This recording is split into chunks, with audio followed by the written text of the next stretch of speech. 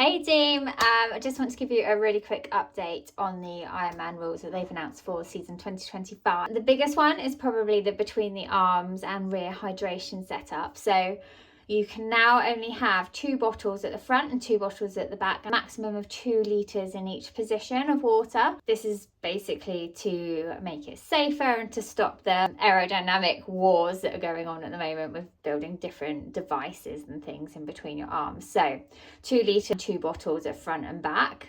I think the main reason why this has happened is because by putting excess weight over that front stem and that front position between your arms, a lot of age groupers are struggling with the bike handling, and it's becoming very dangerous because all of your weight is forward weighted over that steering position, and your bike isn't necessarily made for the weight distribution like that. And they're finding that there's lots of crashes, it's not very safe, largely in the age group rules, but it also introduces that to become aligned with the World Triathlon Corporation rules as well. So it's just bringing that also into alignment. The second thing, which is a point to note, is the drafting penalties reduced from 5 minutes to 3 minutes for the Ironman races, and then for the shorter distances, for the 70.3s, it's been reduced down to 2 minutes, which I'm not quite sure how that's gonna have a positive impact on some of the Ironman age group races, particularly ones like Barcelona that are already a massive draft fest. So I think reducing that down it'll be interesting to see, won't it? Let's see what happens at those fast, flat, busy races that we often see in Europe. Transition penalties. If you have a penalty, if you are given a penalty in transition, you will now serve that penalty on the spot.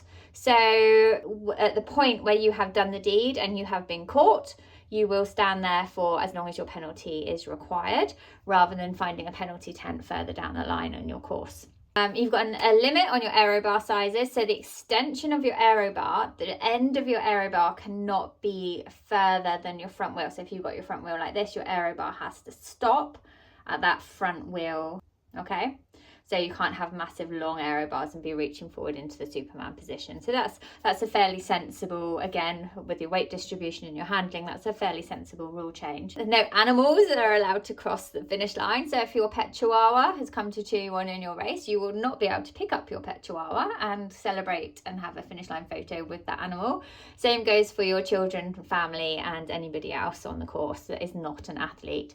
Only the athletes should be going over the finish line. So that's not a new rule, but that's just clarifying some old rules, particularly with the animals. So I don't know what animals they've had crossing the finish line, but it's significant enough for a rule change. You have also got another rule change on the hand cycles. So your rear extension flag, if you are on a hand cycle, is now 1.2 meters, which is significantly shorter than the extension flags that you had before.